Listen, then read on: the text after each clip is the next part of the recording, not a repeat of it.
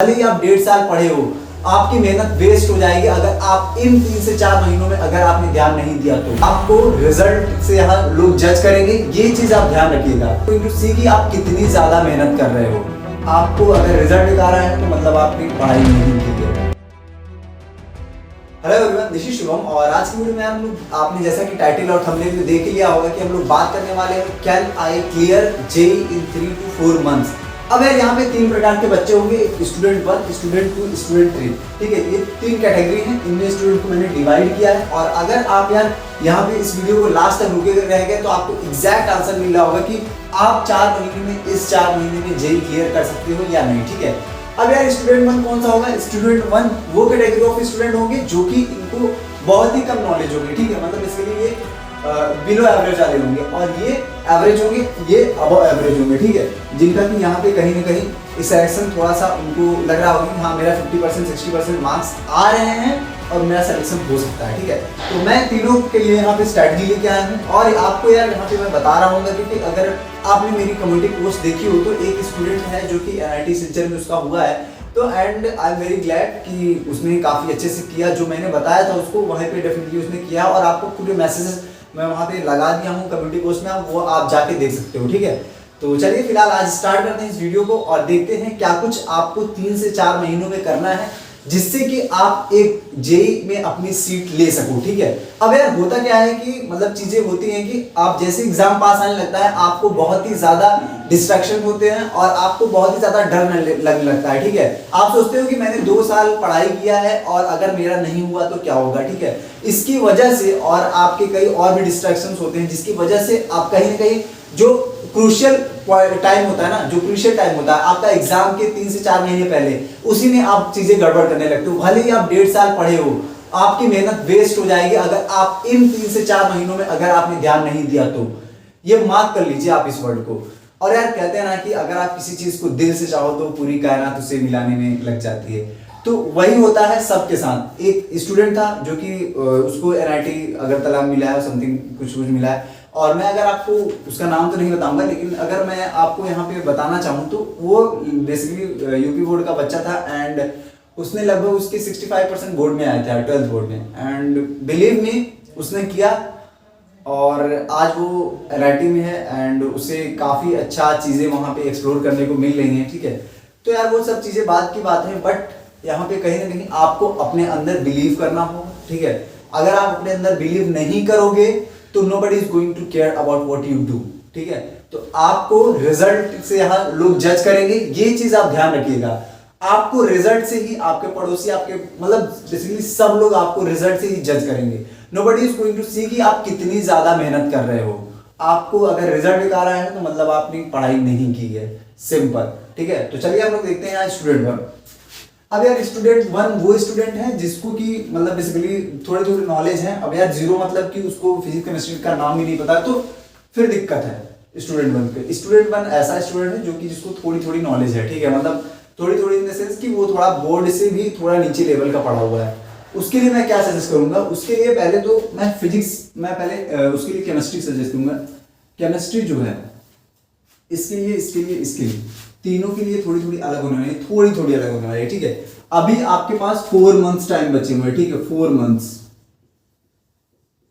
और ये टाइम ना अगर इस टाइम में देखा जाए तो ये काफी ज्यादा टाइम होता है। ठीक है, अगर आप 12th में हो तो लगभग आपको बेसिकली यहाँ पे बोर्ड्स भी देने हैं। ठीक है, तो वहां थोड़ी सी आपको 3 महीने मान सकते हो आप, क्योंकि बोर्ड्स में आपका मार्च पूरा जाएगा और इसके बाद आपका फेब भी थोड़ा स्टार्टिंग का पार्ट आपका फेब का भी रहेगा। ठीक है, तो ये आप मान सकते हो कि फेब और मार्च आपका वहां चला जाएगा, तो आपके पास 3 ही महीने बचते हैं यहाँ पे। ठीक है, तो यार स्टूडेंट 1 जो है उसको थोड़ी थोड़ी चीजें की नॉलेज है, तो यहाँ पे हम मान लेते हैं केमिस्ट्री। तो उसको केमिस्ट्री कहाँ से करनी है भैया? अगर मुझको नॉलेज नहीं है तो जितने भी लोग हैं केमिस्ट्री आपको NCERT से करनी है। ठीक है, फिजिकल को छोड़ के, फिजिकल केमिस्ट्री आपको NCERT से नहीं करना है, मतलब NCERT से आपको थॉरली पढ़ना है, थ्योरी पढ़ना है आपको। बाकी आपको जो न्यूमेरिकल्स होंगे वो आप NCERT से नहीं करोगे, वो आप अगर हो सके तो नरेंद्र अवस्थी के ले लीजिए आप, या फिर मतलब अब बेसिकली 4 महीने बचे हैं तो कोई ऐसी चीज लीजिए जिससे कि आप जल्द से जल्द उसको कवर कर ले जाए। ठीक है, और देखिए यहाँ पे ये जो है आपको क्या करना है, आपको केमिस्ट्री क्या करना है, एनसीईआरटी से, ठीक है।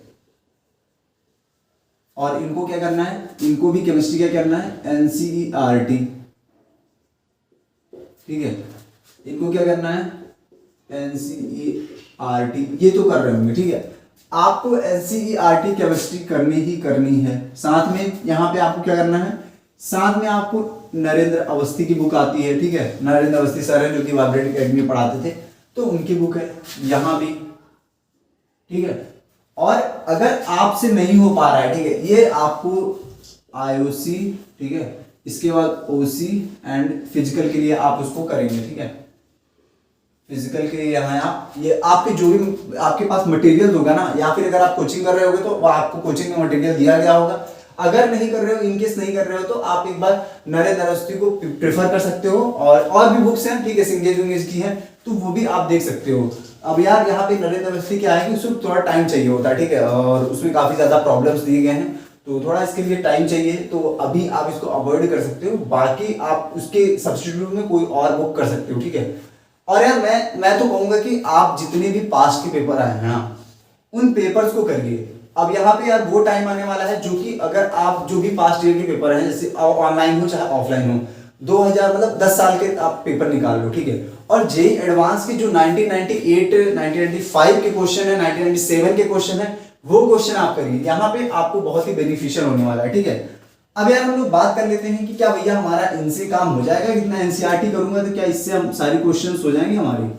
तो यार मैं आपको बताना चाहूंगा कि जो ऑर्गेनिक है ना, यहाँ पे आपको पहले तो ये इनऑर्गेनिक जो है आपको नोट्स से करने हैं, नोट्स, इसके बाद प्लस एनसीईआरटी, ठीक है, प्लस एनसीईआरटी, नोट्स और एनसीईआरटी करिए, इनऑर्गेनिक आपकी यहाँ हो जाएगी, ठीक है। ये आपके लिए भी, आपके लिए भी। आप लोग ये वाले स्टूडेंट कर रहे होंगे कहीं ना कहीं, तभी इनको ये यहाँ से यहाँ पे आए हैं, ठीक है। बाकी नोट्स, ठीक है, और इनऑर्गेनिक। अब इसके बाद ऑर्गेनिक में क्या करना है, ऑर्गेनिक में भी आपको नोट्स, अगर आपने, अब भैया कई लोग होंगे भैया मैंने नोट्स नहीं बनाया है, नोट्स नहीं बनाया आपने, तो आपको ऑनलाइन नोट्स भी मिलेंगे, ठीक है। आप कहीं ना कहीं नोट्स सर्च करिए, या फिर हो सके तो आप यूट्यूब पे लेक्चर से और शॉर्ट लेक्चर देख के आप उनका नोट्स प्रिपेयर करके प्रॉपर इसको आप यहाँ पे ऑर्गेनिक कर सकते हो, ठीक है। थोड़ा सा टाइम ज्यादा लगेगा, टाइम आपको थोड़ा ज्यादा अपने जो है बाकी समय से निकालना पड़ेगा, ठीक है। आपको थोड़ा ज्यादा पढ़ना पड़ेगा, 10 आवर्स पढ़ना पड़ेगा, 10 to 12 आवर्स आपको पढ़ना पड़ेगा। 12 आवर्स थोड़ा ज्यादा हो गया, 10 घंटे मतलब 8 से 10 घंटे आपको सिटिंग लेनी पड़ेगी। थोड़ा थोड़ा ब्रेक ले लीजिएगा बीच बीच में, बट यहाँ पे अगर आपने कुछ नहीं किया है तो उतना आपको करना पड़ेगा, ठीक है। इन बच्चों के लिए थोड़ा आसान हो जाएगा क्योंकि इन्होंने कुछ कुछ करके रखा हुआ है, ठीक है। तो यहाँ पे आपको ऑर्गेनिक क्या करना है, नोट से करना है, प्लस आपको एनसीईआरटी में जो एग्जांपल्स है ना, बेसिकली ऑर्गेनिक में भी काफी एग्जांपल्स दिए गए हैं, तो वहां से भी आप कर सकते हैं। लेकिन आपको यहाँ पे ऑर्गेनिक में भी प्रैक्टिस सही होती है, तो आप प्रैक्टिस कर सकते हो। और बाकी जो कुछ कुछ चैप्टर्स होते हैं, जैसे पॉलीमर हो गया, बायोमोलिक्यूल्स हो गए, ये वाले चैप्टर्स आपके कहीं ना कहीं जो कि आपको एक एज देते हैं, ठीक है। आपके 8 से 10 नंबर यहाँ पे अलग ही होते हैं, ठीक है। उन चैप्टर्स को कर लीजिए तो आपको वो सॉलिड हो जाएंगे। तो यहाँ पे आपको ऐसे करने हैं, ठीक है। इसके बाद आपको फिजिक्स में क्या भैया एनसीईआरटी हमको यहाँ पे हम लोग करते हैं, ये तो फिजिकल हो गया, ठीक है। फिजिकल में आपको यार वहां से देख लेनी है जो भी चीजें आपकी, अगर आपका कोचिंग है, स्टडी मटेरियल है, तो वहां से आप कर लीजिएगा। अगर स्टडी मटेरियल नहीं है तो आप कहीं ना कहीं इसको ऑनलाइन कर लीजिए, मतलब किसी भी प्रकार से आपको करना ही करना है, ठीक है। और यार मैं तो कहूंगा कि आपको पास्ट ईयर के पेपर भी जनवरी से स्टार्ट करना है। अब यार जनवरी, अब देखो जनवरी पेपर होता है तो जनवरी के पहले कर लो, 1 महीने पहले। और अगर फरवरी में होता है तो उसके पहले ये जो आपका एक पेपर होता है, और एक 45 इयर्स का आपका पेपर आता है, 45 ईयर या 46 ईयर का, और आप उसको कर सकते हैं, ठीक है। तो ये तो हो गई यार आपकी केमिस्ट्री की बातें यहाँ पे हो गई, ठीक है। और इनको क्या करना है, इनको ये सारी चीजें करनी है, ठीक है। और आप जितना ज्यादा से ज्यादा हो सके, जितना ज्यादा से ज्यादा प्रैक्टिस कर सकें, प्रैक्टिस करिए। ये बच्चे क्या है, जितना ज्यादा से ज्यादा, जितने कोचिंग के मतलब बेसिकली अपने ही चीजों को जो भी आप रिवाइज नहीं किए हैं, इनको रिवाइज करने की बहुत ज्यादा जरूरत है, रिवाइज, ठीक है। ये रिवाइज,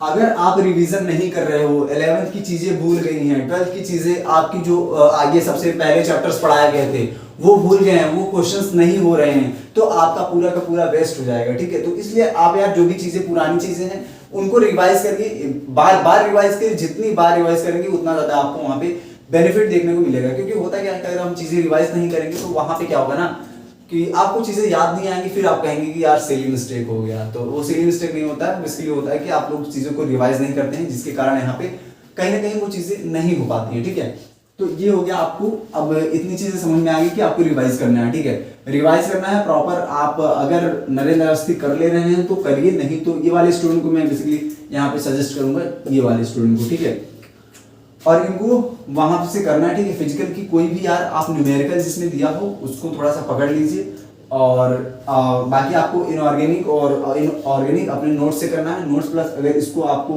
यहाँ पे करना है तो थोड़ा सा इन बच्चों के लिए मैं MS चौहान बता दूंगा। बाकी इनके लिए यार कई चीज़ें हैं, सिंगेज रहती है, लेकिन उसके लिए भी काफ़ी टाइम चाहिए होता है। तो यहाँ पे और भी चीज़ें हैं, आपको ऑनलाइन देख लीजिए। ठीक है, कई बार आपको PDF मिल जाएंगे, प्रैक्टिस पेपर्स मिल जाएंगे, उसको आप कर सकते हैं यहाँ पे। ठीक है, अब यार हम लोग फिजिक्स की बात करते हैं। ठीक है, फिजिक्स, अब देखिए फिजिक्स में क्या है ना, आप NCERT यहाँ फिजिक्स में NCERT तो नहीं ले सकते। ठीक है, आपको NCERT के अलावा चीज़ें करनी होंगी। ठीक है, फिजिक्स में आपको NCERT नहीं करनी है, मतलब मैं ऐसा तो नहीं बोल रहा हूँ NCERT। तो यहाँ पे आपको क्या करना है भैया, फिर मैं क्या करूँ, आप अगर कोचिंग में पढ़ रहे होगे तो आपकी कोचिंग के मटेरियल्स होंगे। ठीक है, आप उन मटेरियल्स को करिए, और जो JEE मेंस के बेसिकली लास्ट ईयर के पेपर्स हैं, लास्ट ईयर्स, वो सारे पेपर्स करिए जितने हो सके, और आप कॉन्सेप्ट को पहले देखिए। ठीक है, जो भी आप मान लीजिए आपने ये जो इन्होंने ये बच्चे हैं S1 वाले, तो हो सकता है ये कुछ भी ना पढ़े हों। ठीक है, मतलब बेसिकली ये चैप्टर को आधा थोड़ा देखे हों। तो इन बच्चों को क्या कहूँगा, इन बच्चों को वही कहूँगा कि जो फिजिक्स है ना, वो आपको क्वेश्चंस मतलब इसके लिए ये देखना है कि कौन कौन सी चीज़ें ज़्यादा इंपॉर्टेंट है। जैसे अब मॉडर्न फिजिक्स हो गया और वो सारी चीज़ें हो गई। ठीक है, जैसे मॉडर्न फिजिक्स हो गया, और इसके बाद आपका RBD में से कुछ चीज़ें हो गई। ठीक है, तो मतलब आपको थर्मोडायनामिक हो गया, ये सारी चीजें आपको छोड़ के बिल्कुल भी नहीं जानी है। अगर आपको नहीं आती है तो सीखिए, अभी 4 महीने हैं। ठीक है, यहाँ से आपको कहीं ना कहीं ये फिजिक्स आपको, अगर मैं बताना चाहूँ तो SC वर्मा के यार कुछ क्वेश्चंस आपको पर्टिकुलर उठाने हैं। ठीक है, और वो करने हैं आपको, वो स्टार्टिंग के क्वेश्चन कर लेंगे तो कहीं ना कहीं जो O1 होता है, O2, इसके बाद आपका जो है लास्ट में सब्जेक्टिव होता है। ठीक है, तो सब्जेक्टिव वाले क्वेश्चंस आपको करिएगा। ऑब्जेक्टिव तो होता ही है इंपॉर्टेंट, बट ऑब्जेक्टिव में से अब क्या है ना कि आपके पास अगर टाइम रहे तो उसको भी कर लीजिएगा। वहाँ में भी क्वेश्चंस ठीक ठाक होते हैं, क्योंकि उससे आपको कॉन्सेप्ट पता चल जाता है कि मेरा कॉन्सेप्ट क्लियर है या नहीं क्लियर है। ठीक है, तो ये तो हो गया फिजिक्स का। इसके बाद हम लोग यार मैथ्स की बात करते हैं। मैथ्स में अगेन यहाँ पे मैथ्स आपको टफ मतलब ठीक ठाक देखने को मिलती है। ठीक है, अगर आप एक JEE के एस्पिरेंट हो तो आपको मैथ ठीक ठाक देखने को मिल जाएगी आपके एग्जाम में। तो इसलिए मैथ को भी आप हल्के से मत लीजिएगा, मैथ्स को भी जितना ज्यादा प्रैक्टिस हो सके। तो मैं आपको यही बोलना चाहूँगा, लास्ट फिर से बोलना चाहूंगा कि practice makes the man perfect. ठीक है, प्रैक्टिस ही करनी है, प्रैक्टिस जितना ज्यादा हो सके, मल्टीपल रिवीजन करिए, मल्टीपल टाइम्स रिवीजन करिए। आपको प्रैक्टिस जितना ज्यादा करेंगे वहां पे चीजें आपको उतनी ज्यादा स्मूथ दिखाई देंगी। ठीक है, और जो मैं बार कहूंगा कि एग्जाम से 1 महीने पहले, लगभग 1 मंथ पहले, ठीक है, 1 मंथ पहले आपको, ठीक है, क्या करना है, आपको PYQs करना है। ठीक है, जितना ज्यादा हो सके आप टेस्ट सीरीज ले लीजिए। अगर टेस्ट सीरीज जितने ज्यादा आपको हो सकता है, किसी कोचिंग की टेस्ट सीरीज चल रही हो, आप उसको ज्वाइन कर लीजिए। ठीक है, बहुत बड़ी कोचिंग है जो कि अच्छे टेस्ट सीरीज होती है, उनके टेस्ट में बहुत अच्छे क्वेश्चंस आते हैं। ठीक है, तो आप लोग वो टेस्ट सीरीज भी ज्वाइन कर सकते हो। ठीक है, तो आज के लिए बस इतना ही। होप करते हैं कि आपको यार जो भी और डाउट्स है तो आप मेरे को इंस्टाग्राम पे पूछ सकते हो, या फिर आप कमेंट करके भी पूछ सकते हो। ठीक है, तो bye bye, take care, till then keep studying, keep achieving, keep learning. और आप यार यहाँ पे जो, जैसे कि मैंने आपको बताया था कि लास्ट में आपको पता चल जाएगा, तो डेफिनेटली ये बच्चे, मैंने ऐसे भी बच्चे देखे हैं जिन्होंने क्रैक किया है, और मैंने ऐसे भी बच्चे देखे हैं जो कि एंड टाइम में नहीं पढ़ के अपना छोड़ दिए हैं। ठीक है, तो दोनों तरफ से है, लास्ट में एट द एंड आपको वही काम आएगा कि आपने कितनी ज्यादा मेहनत की है। ठीक है, अगर आपने मेहनत नहीं की है तो डेफिनेटली आपका नहीं होना है। ठीक है, बाकी अगर आपने मेहनत की है, अगर आपने मेहनत की है और थोड़ा बहुत कहीं उसमें दिक्कत रह गई है, तो अगर इस बार नहीं होता अगले अटेम्प्ट में हो जाएगा। ठीक है, लेकिन आपको होगा जरूर। तो चीजें हैं, करिए, और बहुत ही आसान होता है, मतलब इसलिए आपको आसानी से धीरे करके ही होती है चीजें। पहले आपको इनिशियल अगर इतना सा बोझ उठा लेंगे, इतना सा आपको बहुत भारी सा लगेगा, थोड़ा पार्ट्स में डिवाइड करिए। ठीक है, डिवाइड एंड रूल मेथड अपनाइए, थोड़ी थोड़ी चीजें काटिए और उसके बाद जो आपको इंपॉर्टेंट लगे वो चीजें करिए, ठीक है। और स्मॉल पार्ट्स में डिवाइड करके करेंगे तभी आपका काम हो पाएगा, नहीं तो काफी ज्यादा बर्डन हो जाएगा, क्योंकि जेई का सिलेबस जो है ना वो बहुत बड़ा है, ठीक है। तो आपको कवर करने में थोड़ा टाइम लगेगा, आपको ज्यादा टाइम निकालना पड़ेगा, और चीजों से आपको थोड़ा सा उसको साइड करिए, मिनिमाइज करिए, जितने डिस्ट्रैक्शन हो उनको काट के फेंक दीजिए, ठीक है। बाकी करिए यार, हो जाएगा। यहाँ पे लोगों ने एग्जाम्पल सेट किए हैं, आप भी एक एग्जाम्पल सेट कर सकते हो, ठीक है। तो bye, take care, till then keep striving, keep achieving, keep learning. मिलते हैं नेक्स्ट वीडियो में, बाय।